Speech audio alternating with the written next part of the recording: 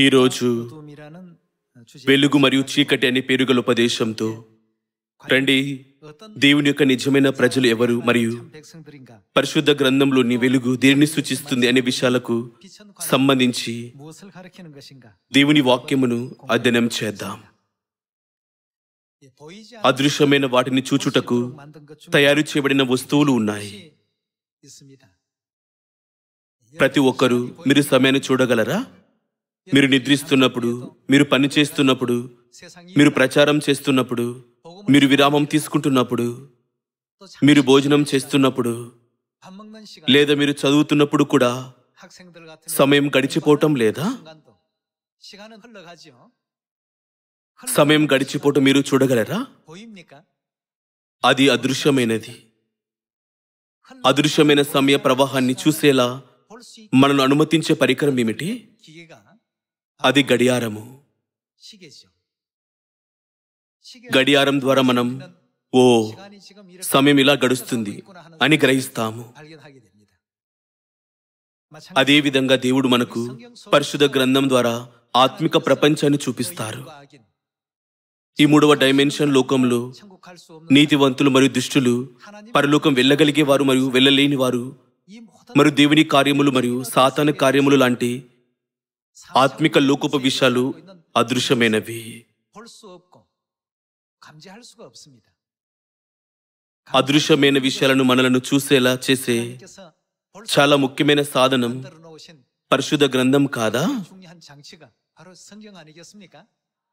అయితే పరిశుద్ధ గ్రంథం ద్వారా మనం ఎల్లప్పుడూ అదృశ్యమైన ప్రపంచాన్ని అర్థం చేసుకోవలెను.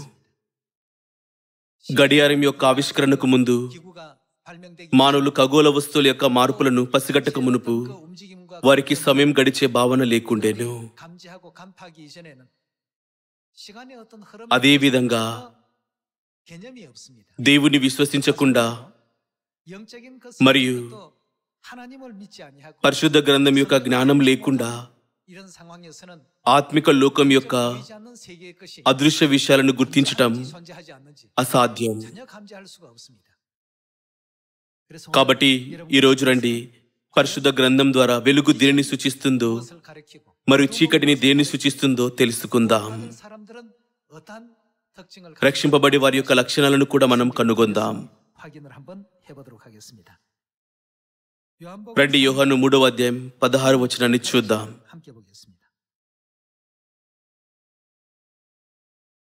3వ అధ్యాయము 16వ వచనము. దేవుడు లోకమును ఎంతో ప్రేమించెను, కాగా ఆయన తన ద్వితీయ కుమారునిగా పుట్టిన వానియందు విశ్వాసముచు ప్రతి వాడును నశింపక నిత్యజీవం పొందినట్లు ఆయన అనుగ్రహించెను. లోకము తన కుమారుని ద్వారా రక్షణ పొందుటకే గాని లోకమునకు తీర్పు తీర్చుటకు దేవుడు ఆయన లోకంలోనికి పంపలేదు. ఆయన యందు విశ్వాసముంచు వానికి తీర్పు తీర్చబడదు. విశ్వసింపని వాడు అతనికి ఏమి జరుగును? అతడు దేవుని అద్వితీయ కుమారుని నామందు విశ్వాసముంచలేదు గనుక వానికి ఇంతకు మునుపే తీర్పు తీర్చబడెను. దేవుడు ముందే తన తీర్పును అమలు చేశారు. మనం పరలోకానికి వెళ్ళి నువ్వు నరకానికి వెళ్ళు మరియు నువ్వు పరలోకానికి వెళ్ళుమని దేవుడు చెప్పడం వినక ముందే ఈ భూమిపై ఆయన మనల్ని ఎలా తీర్పు తీర్చగలరు? శరీరానికి వచ్చిన దేవుడిని మనం విశ్వసించామా లేదా అనే విషయాన్ని బట్టి ఆయన మనల్ని తీర్పు తీర్చును. 2000 సంవత్సరాల క్రితం శరీరానికి వచ్చిన దేవుడైన యేసుక్రీస్తును విశ్వసించని వారు ఈ భూమిపై ముందే తీర్పు తీర్చబడ్డారు. వారు పరలోకంలోని న్యాయపీఠం ముందు నిలబడవలసిన అవసరం లేదు. పరిశుద్ధాత్మయుగంలో శరీరానికి వచ్చిన దేవుడిని విశ్వసించని వారి కొరకు దాని యొక్క అర్థం ఏమిటి? వారు ఇంతకు మునుపే తీర్పు తీర్చబడ్డారు. వారు దేవుని యొక్క న్యాయపీఠం ముందుకు వచ్చినప్పటికీ తీర్పు మారదు. కాబట్టి ఈ భూమిపై విశ్వాసము అమూల్యమైనది. అయితే మనం ఆయనను విశ్వసించినట్లయితే మనము ముందే తీర్పు తీర్చబడేలా శరీరధారిగా వచ్చే దేవుడు ఎలాంటి వారు? రండి 19వ వచనం చూద్దాం. ఆ తీర్పు ఇదే: వెలుగు లోకంలోనికి వచ్చెను గాని తమ క్రియలు చెడ్డవైనందున మనుషులు వెలుగును ప్రేమింపక ఏమిటి? చీకటిని ప్రేమించిరి. రండి, ఆ వెలుగు ఎవరిని సూచిస్తుందో కనుగొందాం. 20వ వచనము: దుష్కార్యము చేయు ప్రతివాడు ఏమిటి? వారెందుకు వెలుగును ద్వేషిస్తారు? వారేం చేస్తారు? వారు చెడు చేస్తారు కనుక వారు వెలుగును ద్వేషిస్తారు. దుష్కార్యము చేయు ప్రతివాడు వెలుగును ద్వేషించును. వారేం చేస్తారు? వారు తన క్రియలు దుష్క్రియలుగా కనబడకున్నట్లు వెలుగునొద్దకు రాడు. 21వ వచనము: సత్యవర్తుడనైతే తన క్రియలు అతడేమి చేయును? దేవుని మూలముగా చేయబడి ఉన్నవని ప్రత్యక్షపరచబడినట్లు వెలుగునొద్దకు వచ్చును. యోహాను 3వ అధ్యాయం 16వ వచనం ప్రకారం వెలుగునొద్దకు రానివారు దుష్కార్యము చేయువారు. దుష్కార్యము చేయువారు వెలుగును ద్వేషిస్తారు, వెలుగును సమీపించారు మరియు దానిని తిరస్కరిస్తారు. ఇది దేవుని యొక్క చిత్తము. అయితే రండి, 1 యోహాను 1వ అధ్యాయం వద్దకు మళ్ళడం ద్వారా వెలుగు దేనిని సూచిస్తుందో నిర్ధారించుకుందాం. 1 యోహాను 1వ అధ్యాయం 5వ వచనము: మేము ఆయన వలన విని మీకు ప్రకటించు వర్తమానమేమనగా, దేవుడు ఆయనేమిటి? దేవుడు వెలుగై ఉన్నాడు, ఆయన యందు చీకటి ఎంత మాత్రమును లేదు. దేవుడు వెలుగై ఉన్నారు. దేవుడు వెలుగై ఉన్నట్లయితే అప్పుడు 2000 సంవత్సరాల క్రితం భూమిపైకి శరీరానికి వచ్చిన యేసు ఎవరు? యోహాను 1వ అధ్యాయం 1వ వచనం మరియు 14వ వచనం ప్రకారం ఆయన ఆది నుండి ఉనికిలో ఉన్న దేవుడు. ఆయన శరీరానికి వచ్చినప్పటికీ ఆయన దేవుడు. ఆయన వెలుగు అయినప్పటికీ ప్రజలు ఆ వెలుగునొద్దకు రావడానికి నిరాకరించారు. వారు యేసు ప్రకటించిన రాజసువార్త నిరాకరించారు మరియు వారు ఆయనను సిలువ వేయండి అని కూడా కేకలు వేశారు. వారు ఎలాంటి ప్రజలు? ఈరోజు యోహాను 3వ అధ్యాయం ద్వారా వారు అక్రమము చేయవారని మనం చూడవచ్చు. అక్రమము చేయవారు ఏ లక్షణాలు కలిగి ఉంటారు? వారు వెలుగును ద్వేషిస్తారు. కాబట్టి వెలుగు పట్ల వారి ప్రతిస్పందన ఏమిటి? వారు దాని వద్దకు రానొల్లరు. 1 యోహాను 1వ అధ్యాయం 5వ వచనం ప్రకారం వెలుగు అనగా దేవుడు. వారు దేవుని వద్దకు రారు. అదెందుకు? తమ క్రియలు బహిర్గతమవుతాయని వారు భయపడతారు. కాబట్టి వారు దేన్ని ప్రేమిస్తారు? వారు వెలుగై ఉన్న దేవుని కంటే ఎక్కువగా చీకటిని ప్రేమిస్తారు. దేవుడు వెలుగై ఉన్నందున వెలుగుకు వ్యతిరేకమైన వారెవరు? ఈ విధంగా వారు సాతాను శక్తులను ఇష్టపడి వారి ఆత్మను వెంబడిస్తారు. ఫలితంగా వెలుగుగా వచ్చిన దేవుడిని స్వీకరించని వారు నిత్య నరక శిక్షను అనుభవించేలా దేవుడు తీర్పును విధించారు.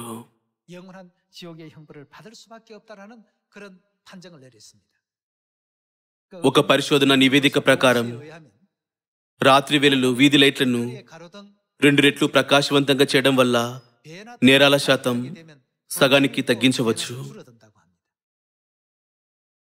ఇది ఒక వింతైన దృగ్విషయము. చీకటి ప్రదేశాలలో అనేక నేరాలు జరుగుతాయి. అయితే ప్రతి ఒక్కరూ సత్యం విషయంలో కూడా మనం వెలుగైన దేవుని వద్దకు రాకూడదా? దుష్కార్యము చేయవారు వెలుగును ద్వేషిస్తారు. కాబట్టి వారెన్నిటికీ వెలుగునొద్దకు రారు. వారు ఆత్మ మరియు పెళ్లి కుమార్తె యందు విశ్వాసము కలిగి ఉండలేరు. రండి, మనం కలిసి ప్రకటన 22వ అధ్యాయం 17వ వచనం చూద్దాం.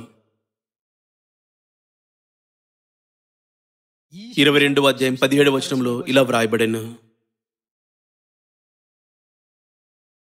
ఆత్మయు పెళ్లి కుమార్తెయు వారేం చెప్పుచున్నారు? రమ్ము అని చెప్పుచున్నారు. వెలుగు యొక్క పిల్లలు దేవుని పిల్లలు మాత్రమే ఈ వార్త యందు సంతోషిస్తారు. దేవుడు నా యొద్దకు రండి, వెలుగునొద్దకు రండి అని చెప్పుచున్నారు. దీనితో పరలోకానికి మరియు నరకానికి మధ్యన గల తీర్పు ముందే నిర్ణయించబడెను. దుష్కార్యము చేయవారు ఎన్నటికీ వెలుగునొద్దకు రారు. వెలుగులైన తండ్రైన దేవుడు మరియు తల్లైన దేవుని వద్దకు వచ్చేవారు ఎవరు? వారు వెలుగు యొక్క పిల్లలు. వారు వెలుగునొద్దకు రావటంలో సంతోషించి అక్కడ నిలిచి ఉంటారని పరిశుద్ధ గ్రంథం వివరిస్తుంది. ఈ యుగంలో 2 బృందాలు ఉన్నాయి. ఆత్మ మరియు పెండ్లి కుమార్తెన తండ్రైన దేవుడిని మరియు తల్లైన దేవుడిని స్వీకరించువారు మరియు వారిని వ్యతిరేకించేవారు. అదృశ్య ప్రపంచంలో ఆత్మిక యుద్ధం కలదు. మన కనులతో కాలగమనాన్ని చూడలేము, కానీ దాన్ని గడియారంతో కొలవగలిగినట్లుగానే దేవుడు మనకు పరిశుద్ధ గ్రంథం ద్వారా అదృశ్యమైన ఆత్మిక ప్రపంచాన్ని చూపించును. ఎవరు తీర్పు తీర్చబడుదురో మరియు ఎవరు రక్షించబడుదురో ఆయన స్పష్టం చేశారు. వెలుగైన దేవుడు మన మారు మనసు పొంది పరలోకానికి తిరిగి వెళ్ళుటకు అనేక మార్గాలను తెరుస్తున్నారు. దేవుడు మార్గాన్ని తెరిచినప్పటికీ అంధకారపు పిల్లలు ఎలా స్పందిస్తారు? వారు వెలుగునొద్దకు రారు. వారు వెలుగును ద్వేషిస్తారు. వారు వెలుగును ద్వేషిస్తారు కాబట్టి వారు తండ్రైన దేవుడు మరియు తల్లైన దేవుని గురించిన సత్యాన్ని కూడా ద్వేషిస్తారు. కాబట్టి వారు ఈ భూమిపై ముందే తీర్పు తీర్చబడ్డారు. దీనికి విరుద్ధంగా వెలుగులు నివసించే మనం నిత్య పరలోక రాజ్యంలో ప్రవేశించేదమని దేవుడు ఈ రోజు మరియు రేపు హామీ ఇస్తారు. మరియు వెలుగెందు నడుచుటలో సంతోషించండి అని చెప్పారు.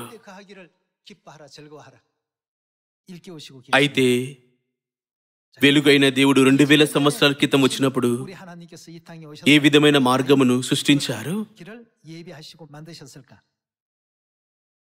రండి, యోహాను 12వ అధ్యాయం 46వ వచనం చూద్దాం.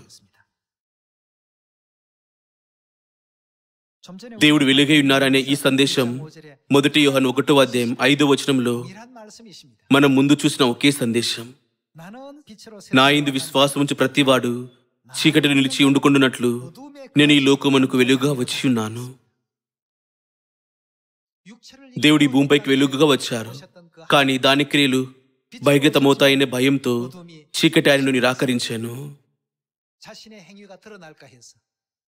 ఈనాడు మనం వెలుగై ఉన్న తండ్రైన దేవుడు మరియు తల్లైన దేవుని గురించి సత్యము ప్రకటిస్తుండగా కొందరు కారణం లేకుండా వారిని ద్వేషిస్తారు. అదెందుకు? స్వభావరీత్యా వారు వెలుగును ద్వేషిస్తారు. మరో ప్రక్కన ఈరోజు ఇక్కడ మన ప్రత్యక్షత అనున్నది మనం వెలుగును ప్రేమిస్తామని మరియు వెలుగు ఎందు సంతోషిస్తున్నామని రుజువుగా పనిచేయును. 46వ వచనము, నా యందు విశ్వాసముంచు ప్రతివాడు చీకటిలో నిలిచి ఉండకూడనట్లు నేను ఈ లోకమునకు వెలుగుగా వచ్చి ఉన్నాను. అనగా ఈ భూమిపైకి శరీరధారికి వచ్చిన దేవుడు ఎవడైనా నా మాటలు వినియు వాటిని గైకొనకుండినెడల నేను అతనికి తీర్పు తీర్చును. నేను లోకమునకు తీర్పు తీర్చుటకు రాలేదు, కానీ లోకమును రక్షించుటకే వచ్చి తిని. నన్ను నిరాకరించి నా మాటలను అంగీకరింపని వానికి తీర్పు తీర్చువాడొకడు కలడు. నిన్ను చెప్పిన మాటయే అంత్యదినమందు వానికి తీర్పు తీర్చును. ప్రతి ఒక్కరూ ఆత్మ మరియు పెండ్లి కుమార్తెగా వచ్చిన తండ్రైన దేవుడు మరియు తల్లైన దేవుడు ఏమి చెప్పుచున్నారు? కొంతసేపటి క్రితం మనం ప్రకటన 22వ అధ్యాయం 17వ వచనం చదివాము. అక్కడ వారు రమ్ము అని చెప్పుచున్నారు. అది వెలుగునొద్దకు రావాలని ఆజ్ఞ కాదా? ఏమైనా ప్రజలు వెలుగునొద్దకు రారు. ఎందుకు? వారు చీకటికి చెందినవారు కాబట్టి వారు చీకటిని ప్రేమిస్తారు, మరి వెలుగులోకి రారు. ఎందుకనగా వారి సిగ్గుకరమైన క్రియలన్నీ బహిర్గతమవుతాయి. మరోవైపు యోహాను సువార్తలో వ్రాయబడినట్లుగా మన వెలుగునొద్దకు రావడంలో సంతోషిస్తాము. మరి వెలుగు ఎందుకు సంతోషిస్తాము? ఎందుకనగా దేవుడు మన క్రియల పట్ల సంతోషిస్తారు. అయితే 2000 సంవత్సరాల క్రితం వెలుగుగా వచ్చిన దేవుడు ఏ సత్యం యొక్క వ్యవస్థ పట్ల సంతోషించారో చూచుటకు హెబ్రీలు 5వ అధ్యాయం వద్దకు మల్లుదాం. ఇప్పుడు దేవుడు మనను అదృశ్యమైన విషయాలను గుర్తించేలా చేయును. రండి, మనం ఆయన పిల్లలమా కాదా అని దేవుడు మనకు చూపించిన దృశ్యాన్ని కనుగొందాం. హెబ్రీలు 5వ అధ్యాయం 6వ వచనము. ఆ ప్రకారమే నీవు ఏ విధమైన క్రమంలో మెలికిసెదెకు యొక్క క్రమము చొప్పున నిరంతరము యాజకుడై ఉన్నావని మరొక చోట చెప్పుచున్నాడు. 7వ వచనము. శరీరధారి ఉన్న దినములలో మహారోదనముతోను కన్నీళ్లతోను తన్ను మరణం నుండి రక్షింపగల వానికి ప్రార్థనను యాచనలను సమర్పించి భయభక్తులు కలిగి ఉన్నందున ఆయన అంగీకరింపబడెను. ఆయన కుమారుడై ఉండియు, కుమారుడెవరు? ఆయన యేసు. తాను పొందిన శ్రమ వలన విధేయతను నేర్చుకొనెను. మరియు ఆయన సంపూర్ణ స్థితి పొందిన వాడై మెలికిసెదెకు యొక్క క్రమములు చేరిన ప్రధాన యాజకుడని దేవుని చేత పిలువబడి తనకు విధేయులైన వారందరికీ నిత్య రక్షణకు కారకుడాయను. ఏమిటి? మెలికిసెదెకు యొక్క క్రమములోని ప్రధాన యాజకుడు. యేసు మెలికిసెదెకు యొక్క క్రమములో ప్రధాన యాజకునిగా దేవుని చేత నియమించబడ్డారని దేవుడు మనల్ని మేల్కొల్పారు. అయితే మెలికిసెదెకు గురించిన బోధన ద్వారా మనం వెలుగులో జీవిస్తున్నామా లేక చీకటిలో జీవిస్తున్నామని మనం కనుగొనవలెను. వెలుగు అయిన యేసు మెలికిసెదెకు యొక్క క్రమంలో ప్రధాన యాజకునిగా నియమించబడెను. కాబట్టి మనం కూడా వెలుగులో జీవించుటకు మెలికిసెదెకు యొక్క క్రమములో నివసించవలెను. ఏమైనా ప్రజలు నేను పరిశుద్ధ గ్రంథం చదివాను అని అంటుంటారు. అయినప్పటికీ ఈ భాగాలన్నింటినీ వదిలివేస్తారు. ఇది వింతగా ఉన్నది. క్రొత్త నిబంధనతో వారి సిగ్గు బయలుపరచబడటం లేదా? ఆదివారపు ఆరాధన దేవుని బోధన కాదని బయలుపరచబడాను. క్రిస్మస్ దేవుని బోధన కాదని కూడా బయలుపరచబడాను. సిలువ దేవుని యొక్క బోధన కాదని కూడా బయలుపరచబడాను. వారి ఆరాధన వేడుకలన్నీ నిజానికి అన్యమత దేవుని యొక్క ఆచారాలన్నీ అవి దేవునికి సంబంధించినవి కావని పరిశుద్ధ గ్రంథం బయలుపరచడం గనుక వారు దేవుని వాక్యమును వినాలని కోరుకోరు. అందుకనే వారు సత్యమును అడ్డుకుంటారు. ఆ విధంగా ప్రజలు వెలుగునొద్దకు రాలేరు. వెలుగులోకి రావడం వల్ల ఆదివారపు ఆరాధన వ్యర్థమైనదని నేను గ్రహించాను. క్రిస్మస్ జరుపుకోవడం కూడా వ్యర్థమే. నేను విగ్రహమైన శిలువను ఆరాధిస్తూ వచ్చాను. వారు వెలుగులోనికి వచ్చినప్పుడు ఈ విషయాలన్నీ బయలుపరచబడతాయి. కాబట్టి అది దేవుడి స్వయంగా నియమించారని ఆంగ్ల పరిశుద్ధ గ్రంథం స్పష్టంగా సెలవిస్తుంది. యేసు మెలికిసెదెకు యొక్క క్రమములో చేరిన ప్రధాన యాజకుడిని దేవుని చేత పిలువబడి ఆయన ఈ బిరుదును నేరుగా దేవుని నుండి పొందుకున్నారు. అయితే రండి, ఆదికాండం 14వ అధ్యాయం వద్దకు మళ్ళటం ద్వారా మెలికిసెదెకు యొక్క క్రమం గురించి తెలుసుకుందాం. ఆదికాండం 14వ అధ్యాయం 17వ వచనము. అతడు కదర్లయోమెరును అతనితో కూడిన రాజులను ఓడించి తిరిగి వచ్చినప్పుడు సొదొమ రాజు అతని ఎదుర్కొనుటకు రాజులయను షావెలుయ మట్టుకు బయలుదేరి వచ్చెను. మరియు షాలెము రాజున మెలికిసెదెకు ఆయన ఏమి తీసుకొచ్చారు? మెలికిసెదెకు అనే యాజకుడు ఏమి తీసుకొచ్చాడు? రొట్టెను ద్రాక్షరసమును తీసుకుని వచ్చెను. అతనేమిటి? సర్వోన్నతుడగు దేవునికి యాజకుడు. అతడు అబ్రహామును దీవించుటకు రొట్టె మరియు ద్రాక్షరసం తీసుకువచ్చాడు. మరి అతడు సర్వోన్నతుడగు దేవునికి యాజకుడు. 19వ వచనం. అప్పుడు అతడు అబ్రామును ఆశీర్వదించి, ఆకాశమునకు భూమికిని సృష్టికర్తయును సర్వోత్తరుడనైన దేవుని వలన అబ్రాము ఆశీర్వదింపబడును గాక అనియు, నీ శత్రువులను నీ చేతికి అప్పగించిన సర్వోన్నతుడగు దేవుడు స్తుతింపబడును గాక అని చెప్పెను. అప్పుడు అతడు అన్నిటిలో ఇతనికి 10వ వంతు ఇచ్చెను. ఇది దశమ భాగము అర్పించే మొదటి దృశ్యము. సహజంగానే దశమ భాగాలు ఎవరికి అర్పించబడవలెను? దశమ భాగములు దేవునికి అర్పించబడవలెను. ఆయనను ఆదికాండం 14వ అధ్యాయంలో అబ్రహాము మెల్కీసెదెకుకు అన్నిటిలో 10వ వంతు ఇచ్చాను. మెల్కీసెదెకు యొక్క క్రమములు చేరిన ప్రధాన యాజకుడు ఎవరు? అది త్రిత్వం ప్రకారము కుమార దేవుడైన యేసు. వెలుగుగా వచ్చిన దేవుడు మెల్కీసెదెకు క్రమములు ప్రధాన యాజకుడు.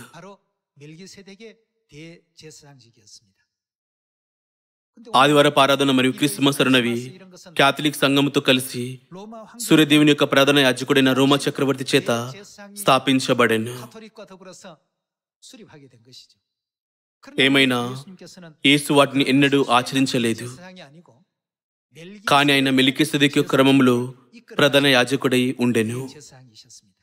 ఏ విధమైన బలి అర్పణలు దేవుని సంతోషపరుస్తాయి?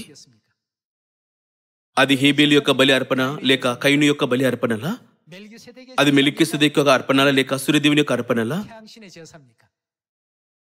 నిజమే, ఆయన మెల్కీసెదెకు యొక్క అర్పణల పట్ల సంతోషిస్తారు. ఈ కారణంగా అది బోధించడానికి దేవుడు ఈ భూమిపైకి రాలేదా? మెల్కీసెదెకు రొట్టె మరియు ద్రాక్షరసము తీసుకొని వచ్చి అబ్రహామును దీవించాడు.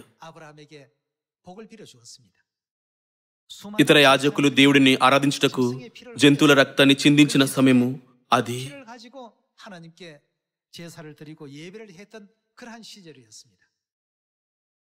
ఏమైనా మెల్కీసెదెకు ప్రత్యేకంగా రొట్టె మరియు ద్రాక్షరసమును తీసుకువచ్చెను. అయితే మత్తయి 26వ అధ్యాయం 17వ వచనం వైపు మళ్ళడం ద్వారా వెలుగుగా వచ్చిన మన దేవుడైన యేసుక్రీస్తు కృత నిబంధనలో రొట్టె మరియు ద్రాక్షరసం యొక్క కట్టడ గురించి ఎలా బోధించారో చూద్దాం. పులియెండుటల పండుగలో మొదటి దినమందు శిష్యులు యేసునొద్దకు వచ్చి, పస్కాను భుజించుటకు మేము నీ కొరకు ఎక్కడ సిద్ధపరచగోరుచున్నావని అడిగిరి. అందుకైన, మీరు పట్టణమందున్న ఫలని మనుషునిద్దకు వెళ్ళి, నా కాలము సమీపమై ఉన్నది, నా శిష్యులతో కూడా నీ ఇంట పస్కాను ఆచరించదనని బోధకుడు చెప్పుచున్నాడని అతనితో చెప్పుడనెను. యేసు తమకు ఆజ్ఞాపించిన ప్రకారము శిష్యులు చేసి పస్కాను సిద్ధపరిచిరి. రండి 26వ వచనం వద్దకు వెళ్దాం. ఇది అదే పస్కా రాత్రి కాదా? వారు భోజనం చేయుచుండగా యేసు ఒక రొట్టె పట్టుకుని దాన్ని ఆశీర్వదించి విరిచి తన శిష్యులకిచ్చి, మీరు తీసుకొని తినుడి, ఇది నా శరీరం అని చెప్పెను. మరియు ఆయన గిన్నె పట్టుకుని కృతజ్ఞతాస్తుతులు చెల్లించి, గిన్నెలో ఏమి కలిగి ఉన్నది? అది ద్రాక్షరసము. కానీ ఈ ద్రాక్షరసము ప్రజలు సాధారణంగా త్రాగే ద్రాక్షరసానికి భిన్నమైనది. అది ఎలాంటి ద్రాక్షరసము? అది పస్కా యొక్క ద్రాక్షరసము. మరియు ఆయన గిన్నె పట్టుకుని కృతజ్ఞతాస్తుతులు చెల్లించి వారికిచ్చి, దీనిలోనిది మీరందరూ త్రాగుడి. అతను ఏం చెప్పుచుండెను? ఇది నా రక్తము, అనగా పాపక్షమాపణ నిమిత్తము అనేకుల కొరకు చిందింపబడుచున్న నిబంధన రక్తము. మెల్కీసెదెకు రొట్టె మరియు ద్రాక్షరసము ద్వారా అబ్రహామును ఆశీర్వదించినట్లుగా మెల్కీసెదెకు క్రమములో వచ్చిన యేసుక్రీస్తు రొట్టె మరియు ద్రాక్షరసము ద్వారా ఏ నిబంధనను స్థాపించారు? ఇది స్పానిష్ బైబిల్లో న్యూవో ప్యాక్టో అని సూచించబడెను, అనగా క్రొత్త నిబంధన. కొరియన్ బైబిల్ కూడా లూకా 22వ అధ్యాయంలో క్రొత్త నిబంధన గురించి ప్రస్తావించింది. అంతిమంగా క్రొత్త నిబంధనను మెల్కీసెదెకు క్రమం యొక్క సారముగా చూడవచ్చు. మెల్కీసెదెకు రొట్టె మరియు ద్రాక్షరసం ద్వారా అబ్రహామును ఆశీర్వదించినట్లుగా ఆత్మిక మెల్కీసెదెకు అయిన యేసుక్రీస్తు రొట్టె మరియు ద్రాక్షరసము ద్వారా మనల్ని ఎలా దీవించారు? యోహాను 6వ అధ్యాయం ప్రకారం మన మనసుకు మన శరీరం తిని ఆయన రక్తం త్రాగినట్లయితే మనమేమి కలిగి ఉండేదము? మనం అత్యంత ముఖ్యమైన ఆశీర్వాదం నిత్య జీవమును కలిగి ఉండేదమని యేసు చెప్పారు. ఈ ఉద్దేశం కొరకు దేవుడి భూమిపైకి వెలుగుగా వచ్చి వెలుగు యొక్క సత్యమును స్థాపించారు.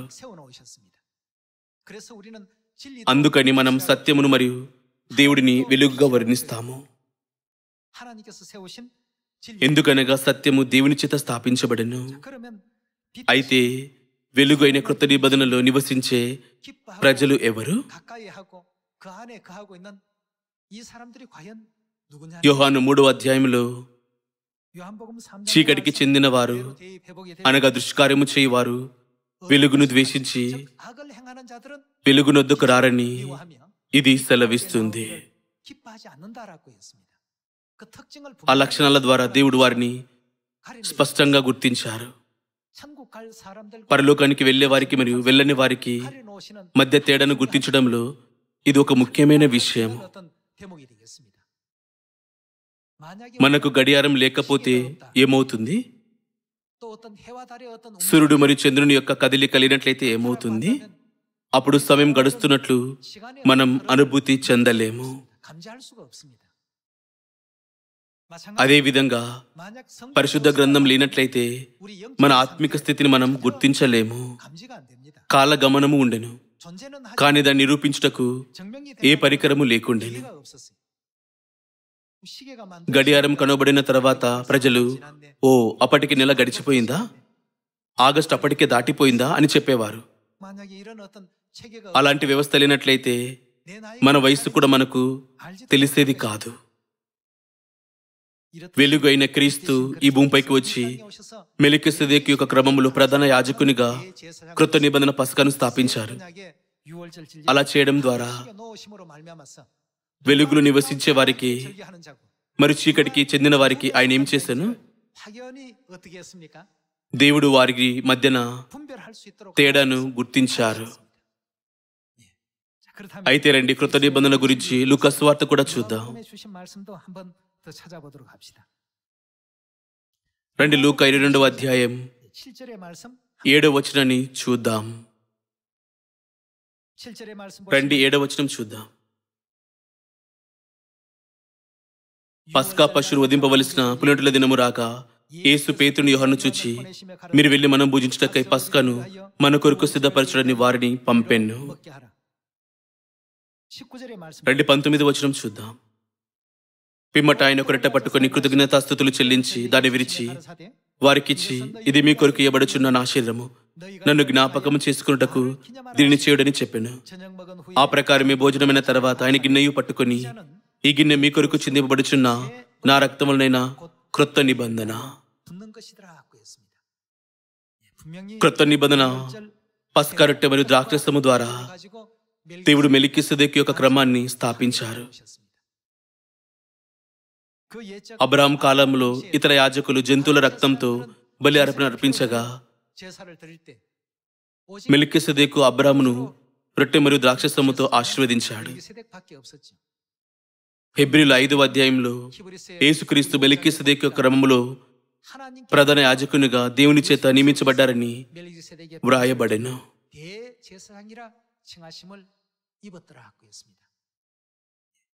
వెలుగు అయిన యేసుక్రీస్తు మెలికిసెదెకు యొక్క క్రమాన్ని పాటించినట్లయితే అప్పుడు మనం కూడా దానిని వెంబడించవలెను. దేవుడు మన కొరకు దీనిని స్థాపించారని చెప్పారు. కాబట్టి పాపులమైన మనం క్రొత్త నిబంధనను ఆచరించకూడదా? ఇది సరైన పని. రండి, అలాంటి ప్రజలకు దేవుడు వాగ్దానం చేసిన ఆశీర్వాదాలను తెలుసుకుందాం. రండి, ఇర్మియా 31వ అధ్యాయం 31వ వచనం వద్దకు వెళ్దాం. 31వ అధ్యాయం 31వ వచనం. ఇదిగో నేను ఇజ్రాయేల్ వారితోను యూదా వారితోను ఏమిటి? క్రొత్త నిబంధన చే దినములు వచ్చుచున్నవి, ఇదే యెహోవా వాక్కు. రండి 33వ వచనంలో కృత నిబంధన గురించి మరింత తెలుసుకుందాం. ఈ దినములైన తర్వాత నేను ఇజ్రాయేల్ వారితోను యూదా వారితోను చేయు నిబంధన ఇదే. వారి మనసులో నా ధర్మవిధి ఉంచెదను, వారి హృదయం మీద దాన్ని వ్రాసెదను. యెహోవాకు ఇదే. నేను వారికి ఎవరు? దేవుడినే ఇందును. వారు నాకు జనులగుదురు.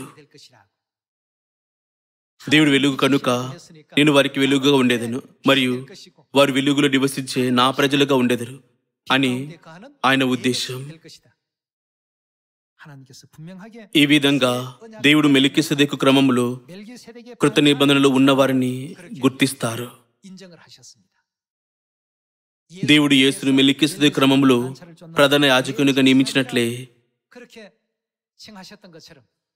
ఆయన కృత నిబంధనలోని వారిని నా ప్రజలు అని పిలుస్తారు. ఈ టైటిల్ కేవలం ఎవరికో ఇవ్వబడలేదు. మనం తప్పక వెలుగులో నివసించవలెను. మనం పరలోకపు తండ్రి మరియు పరలోకపు తల్లి యందు నివసించకూడదా? 34వ వచనం, వారు మరి ఎన్నడను యెహోవాను గూర్చి బోధనుందమని తమ పొరుగు వారికి గాని తమ సహోదరులకు గాని ఉపదేశము చేయరు. నేను ఆయన ఏం చేయను? వారి దోషములను క్షమించి కృత నిబంధనలో ఉన్న వారి యొక్క దోషములను ఆయన క్షమించును. వారి పాపములు ఇక ఎన్నడను జ్ఞాపకము చేసుకును. గనుక అల్పులేమి గనులేమి అందరూ నన్ను ఎరుగుదురు. ఇదే యెహోవా వాక్కు. అయితే ఈ నిబంధన సులభంగా కొట్టివేయబడగలదా? 36వ వచనము, ఆ నియమములు నా సన్నిధిని ఉండకుండా పోయిన ఎడల ఇజ్రాయేలు సంతతి వారు నా సన్నిధిని ఎన్నడను జనముగా ఉండకుండా పోవును. ఇదే యెహోవా వాక్కు. 35వ వచనం, పగటి వెలుగుకై సూర్యుని, రాత్రి వెలుగుకై చంద్ర నక్షత్రమును నియమించువాడను, దాని తరంగములు ఘోషించినట్లు సముద్రము రేపువాడనకు యెహోవా ఆ మాట సెలవిచ్చుచున్నాడు. సైన్యములకు అధిపతికి యెహోవా అని ఆయనకు పేరు. ఈ నియమం మారుతుందా? అది ఎప్పటికీ మారదని ఆయన వాగ్దానం చేశారు. అయితే మనం వెలుగులు నివసించుటకు మనం కృత నిబంధనలు ప్రత్యేకంగా పస్కా సత్యములు నివసించవలను కదా?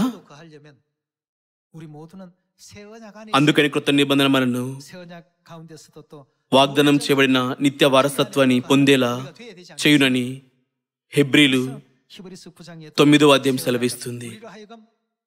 మరొక మాటలలో అది మనను పరలోకంలో ప్రవేశించేలా అనుమతించే దేవుని వాగ్దానం కాదా? రండి యోహాను 3వ అధ్యాయం 19వ వచనాన్ని మరలా చూద్దాం. రండి యోహాను 3వ అధ్యాయం 19వ వచనాన్ని మరలా చూద్దాం. ఆ తీర్పు ఇదే. వెలుగు లోకంలోనికి వచ్చిన గాని తమ క్రియలు చెడ్డవైనందున మనుషులు వెలుగును ప్రేమింపక చీకటిని ప్రేమించిరి. దుష్కార్యము చేయు ప్రతివాడు వెలుగును ద్వేషించును. వారేం చేస్తారు? వారు వెలుగునొద్దకు రారు. అదెందుకు? ఎందుకనగా వారు వెలుగును ప్రేమించారు. అది వారి స్వభావం. ఇది 20వ వచనంలో వివరించబడింది. తన క్రియలు దుష్క్రియలుగా కనబడకున్నట్లు వెలుగునొద్దకు రాడు. 21వ వచనం, సత్యవర్తుడనైతే తన క్రియలు అతడేమి చేయను? వెలుగునొద్దకు వచ్చును. ఆత్మని పెళ్లి కుమార్తె రమ్మును చెప్పినప్పుడు వారు వెలుగు అయిన దేవుని వద్దకు వెళ్తారా? సత్యము చేత జీవించువారు వెలుగునొద్దకు వచ్చేదరు. మనం తల్లి అయిన దేవుడిని ప్రకటించినప్పుడు వారు తల్లిన దేవుడా, అది ఎక్కడి నుండి వచ్చినది అని అడుగుతారు. అది పరిశుద్ధ గ్రంథంలో ఉన్నది. రండి పరిశుద్ధ గ్రంథం చూద్దాం. వారు గలతీలు 4వ అధ్యాయం మరియు ఆదికాండం చదివినప్పుడు అది స్పష్టంగా వివరించలేదా? కాబట్టి సత్యం చేత జీవించువారు వెలుగులోకి వస్తారు. దేవుని మూలముగా చేయబడి ఉన్నవని ప్రత్యక్షపరచబడినట్లు వెలుగునొద్దకు వచ్చును. ఫలితంగా వారు క్రొత్త నిబంధనను పొందుకుంటారు.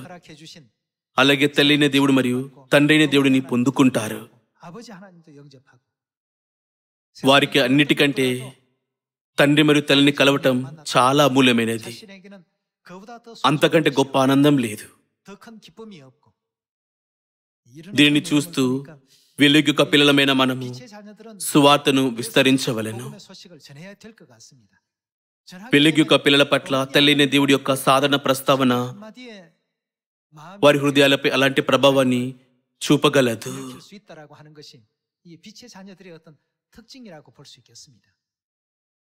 దేవుడు మనల్ని వెలుగులో నివసించేలా అనుమతించారు మరియు దానిని దృశ్యమానంగా ధృవీకరించుటకు ఆయన క్రొత్త నిబంధనను మెల్కీసెదెకు క్రమాన్ని స్థాపించారు. అంతేకాకుండా కృత నిబంధన ద్వారా మనం వెలుగు యొక్క పిల్లలమా లేక మనం చీకటికి చెందిన వారమని ఆయన బయలుపరిచారు. సోదర మరియు సోదరులారా, తండ్రి మరియు తల్లి నుండి ఇంకా గొప్ప ప్రేమ మరియు ఆశీర్వాదాలు పొందుకుంటూ మనం వెలుగులో ఎప్పటికీ నివసించేద్దామని నేను ఆశిస్తున్నాను. ఈ వాక్యములందు మీరు కృపను పొందారని ఆశిస్తూ ఈనాటి ఉపదేశం ముగిస్తున్నాను. ధన్యవాదములు.